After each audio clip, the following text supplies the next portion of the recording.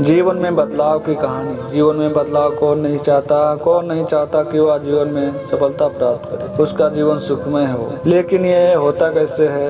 कैसे आता है जीवन में बदलाव? आइए जानते हैं इस बदलाव की कहानी में। एक गांव में एक व्यक्ति रहता था जो अपने जीवन को लेकर बहुत चिंतित रहता था। उसे लगता था कि उसके जीवन में एक बड़ा बदलाव आना चाहिए, जिससे उसके जीवन में किसी तरह की परेशानी ना रहे, उसके पास खूब धन हो और उसकी खूब प्रसिद्धि हो, वह जहाँ जाए उसे सम्मान मिले। परंतु उसके जीवन में कुछ भी नहीं बदल रहा था, क्योंकि वह कुछ करने की जगह बस सही समय का इंतजार कर रहा था, और समय उसके कुछ करने का इंतजार कर रहा था। उसकी इसी आदत के कारण उसका मन दुखी रहने लगा। उसके मन में नकारात्मक विचारों का वास होने लगा। उसे हर चीज में कमी नजर आने लगी। जब भी वह कुछ करने का मन बनाता तो अचानक उसके मन में विचार आता कि शायद ये काम सही ढंग से नहीं हो पाएगा। उसे लगने लगा शायद वह कुछ करने लायक ही नहीं है। इसका परिणाम यह हुआ कि उसका जीवन पहले से भी ज्यादा दुखमय हो गया। उसे समझ नहीं आ रहा था कि वह इस परिस्थिति से कैसे बाहर निकले, कैसे वह कोई काम करे जिसमें वह सफल हो सके। दिन बीतते जा रहे थे, लेकिन उसे अपनी समस्या का कोई समाधान नहीं मिल रहा था। उसी दौरान उनके गांव में एक साधु आए, जिनकी प्रसिद्धि दूर दूर तक थी। सब ऐसा कहते थे कि उनके पास हर समस्या का हल मिल जाता है। जब उस व्यक्ति ने ये सुना कि साधु उनके गांव में आए हैं, तो वह बिना सोचे समझे अपनी समस्या लेकर तुरंत उनसे मिलने चला गया। साधु को प्रणाम कर उसने अपनी समस्या बताई। उसने बताया कि वह अपने जीवन में बदलाव चाहता है, परंतु उसे कोई सही राह नहीं मिल रही है। इसी कारण उसके मन में नकारात्मक विचार आते रहते हैं और दुख हमेशा उसे घेरे रहता है। कोई काम करने जाता हूँ तो मन में उसकी विफलता का विचार पहले ही आ जाता है। बताइए मैं ऐसा क्या करूं कि एक सुखद जीवन जी सकूं? साधु ने पूरी बात सुनी और उस व्यक्ति को दूसरे दिन उसे सूर्योदय के समय आने के लिए कहा।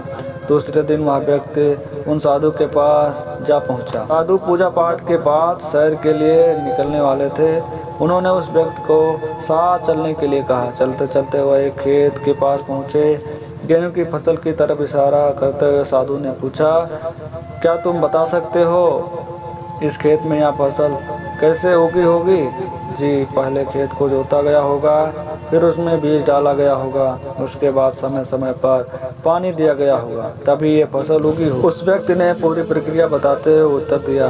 थोड़ा आगे और चलने पर उन्होंने देखा कि एक खेत में घास ही घास थी। एक बार फिर साधु ने उस व्यक्ति से पूछा, क्या तुम बता सकते हो इस खेत में घास किसने उगाई होगी? महाराज, घास कौन उगाता है? ये तो अपने आप उग जाती है। जब खेत में किसी और बीज का बीज नहीं डाला जाएगा तो घास ही उगेगी। उस व्यक्ति ने एक बार फिर साधु के प्रश्न का उत्तर दिया। बस तुम्हारे इन्हीं उत्तरों में तुम्हारी समस्या का हल छिपा है। साधु ने उस व्यक्ति को समझाना शुरू किया। मानो मन भी एक खेत की तरह ही होता है। इसमें तुम जो भी बीज डालोगे तुम्हें वही फसल मिलेगा। अगर तुम इस पर काम करते रहोगे, इसमें सकारात्मकता के बीज बोते रहोगे, तो ये तुम्हें सफलता की ओर बढ़ाएगा। और ये तुम अपने भविष्य की चिंता में वर्तमान का समय भी नष्ट करोगे तो दिमाग में नकारात्मकता की वृद्धि होगी। बदलाव तभी संभव है जब हम व्यर्थ की चिंता को छोड़कर और सही समय की प्रतीक्षा न करते हुए अपने वर्तमान में ही वो करें जो हमें करना है। उस व्यक्ति के बात समझ में आ गई कि अगर मन को सही दिशा में लगाना है तो उसे सही दिशा की तरफ बढ़ाना होगा। मन रूपी खेत का सही प्रयोग ही जीवन में बदलाव ला सकता है। इसे खाली छोड़ देने पर इस पर आलस और नकारात्मकता अपनी सत्ता जमा लेती है। मन के कहे पर मत चलिए, बल्कि मन को अपने कहने पर चलाइए। एक बड़ी इमारत बनने की शुरुआत भी एक ईंट से रखने से होती है, और उसी ईंट की तरह अपनी छोटी छोटी कोशिशों को जोड़कर आप बड़ा मुकाम हासिल कर सकते हैं। ज़रूरत है तो बस एक शुरुआत की। दोस्तों, मुझे ऐसा लगता है ये बदलाव की कहानी कई लोगों के जीवन से मिलती जुलती है। इसमें से कई लोग ऐसे होते हैं जो आज का काम कल पर क्यों कहें हमेशा के लिए टालते रहते हैं।